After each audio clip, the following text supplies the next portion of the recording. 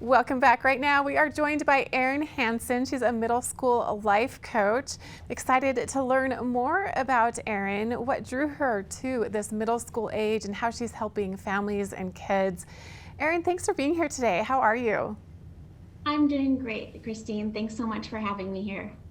So happy to get to know you and to meet you. So I want to start with what you do as a life coach, and why did you choose to participate and bring your talents and your expertise to this particular age group?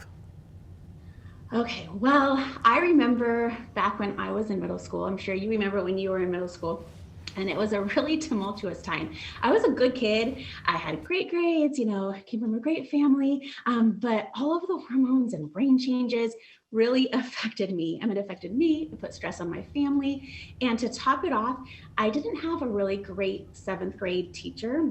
So I swear when I got into teaching and education, that I would be the seventh grade teacher that I never had. And I thought if I could just have an adult or somebody that understood me or help my parents understand me or what I was going through, that would have just made the world of difference. I try not to remember my middle school days, actually. It's such a hard time. And as a parent, it can be very difficult as well. So what did you do? How did you become a middle school life coach? Right. So I've been in education teaching middle school kids and coaching teachers of middle schoolers for over 25 years. And there came a time where I thought I want to impact more.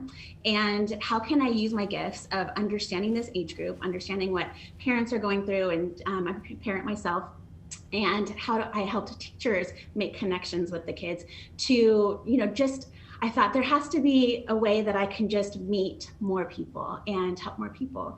And so I got into life coaching, and I really felt, I always kind of feel a connection with other people and really want to help them understand each other. And through that, I learned about that we all have 6 human needs. And let me just tell you what they are. So they are the need for significance, to feel significant, for certainty, variety, love and connection, growth and contribution. And I thought, wow, if I could take this and help parents and families understand each other, then I just think the world will be a lot better of a place. Plus, as you know, about 1 in 3 kids between the ages of 13 to 18 are suffering from an anxiety or a mood disorder, and they don't even know it. And parents, a lot of times, they don't even know how to help their kid. And so I really felt the calling to help this age group, and to be able to help them is to help their parents. And so that's kind of how, it transgressed. I think many people, we remember our middle school days, as we already discussed, and for many of us, they weren't a lot of fun, that you didn't enjoy them. And so I'm sure you get this response from people when you tell them that you work with middle schoolers, that is such a hard age. It's little kids and big bodies, and parents and kids all together don't know what to do. So I'm curious also about how you bring in parents. Something that I was very interested in when I read more about you is that you don't just work with the kids, you work with parents, you work with families as this entire system.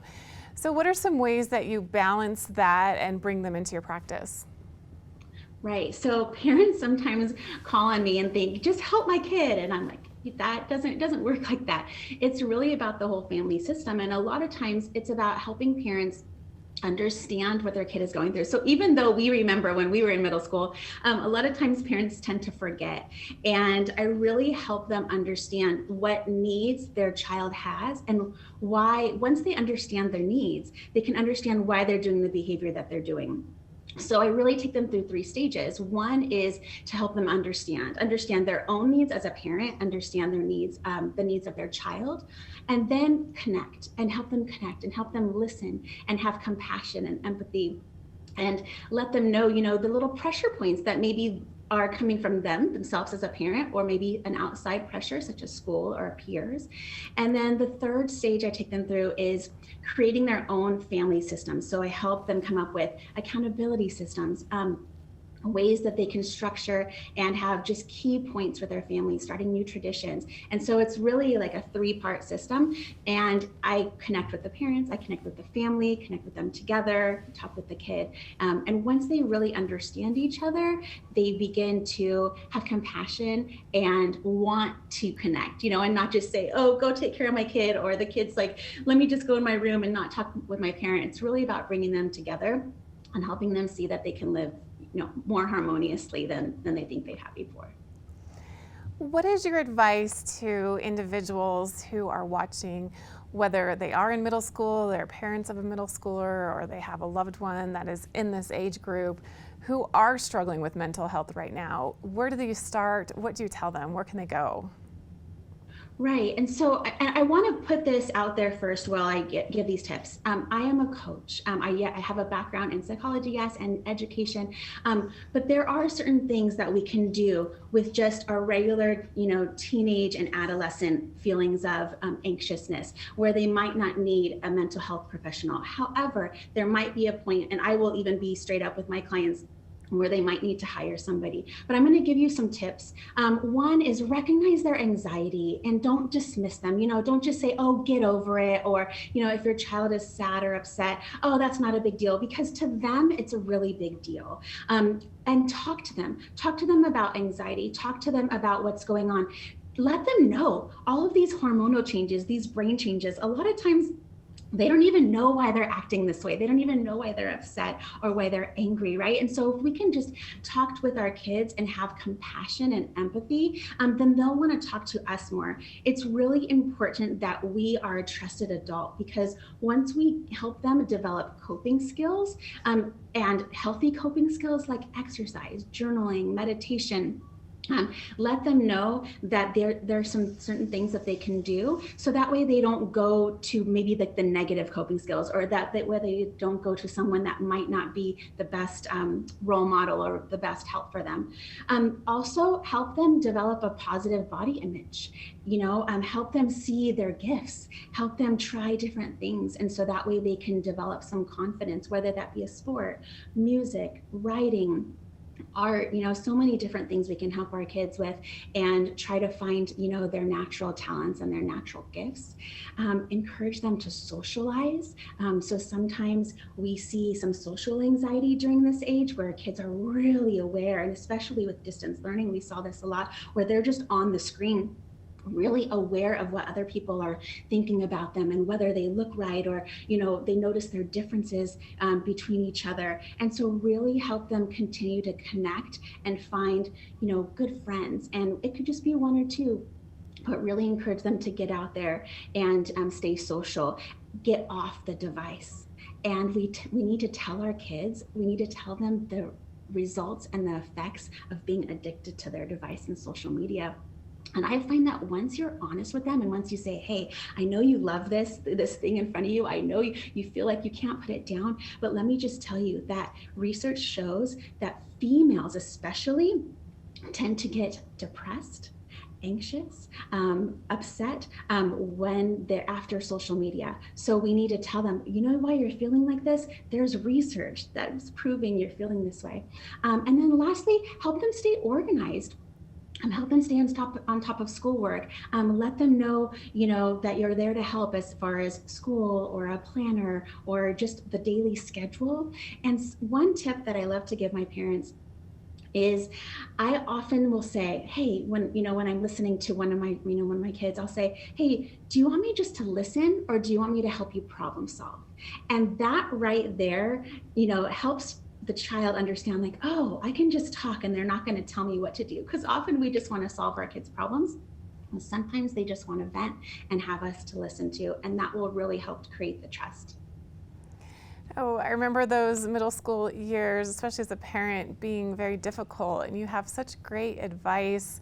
I would expect my kids to be able to vocalize what was wrong or what they were feeling, and it's really encouraging to know that even if they can't, you have these tools, you have these things that you can utilize, as you mentioned, and help this age group with. So how can people reach out to you? How can we continue this conversation and learn more about everything that you're doing? Thanks so much, Christine. I'm so glad it's helpful. You can find me at middleschoollifecoach.com. That's one of my programs. You can also find me on Instagram at I am Erin Hansen, ERINHANSEN. And I'll be able to get back to you. DM me or reach out through my website, and I would love to help as much as I can. And Erin, my last question for you is I'm really curious about what you hope to be able to accomplish as a life coach and where you see your practice going in the next 3, 4, 5 years. Thanks so much. Yes, I have big goals and big dreams, and I just want to put it out there that as I was doing my research, I'm kind of a data nerd. I found out that 7 out of 10 parents feel intense pressure about parenting, and only 50% feel like they have support that they need. And so that's my clue right there, that with everything going on with our teens and our kids right now, with the suicide rates, with the rates of anxiety and depression, again, I'm not a mental health professional, but I do feel like I can really reach parents and kids before it even gets to that stage, Christine. I really think I can help parents connect and help them through all stages. And so that's what I developed, a coaching firm called All Stages Coaching, and Middle School Life Coach is just one of those programs. So hoping that I can help parents with all of my experience, so that way we can really help our kids in the long run. Well, Erin, it's been an absolute pleasure meeting you and learning more about everything you're doing. It's so true, knowing that you have someone in your corner, knowing you have that support as a parent, and also being able to have those tools to utilize for your child or if you are in middle school is so essential. So thank you so much for joining us today. You can find out more about Erin Hansen at our website and follow her on social media. And we appreciate her spending time with us today. We'll be back with more right after this.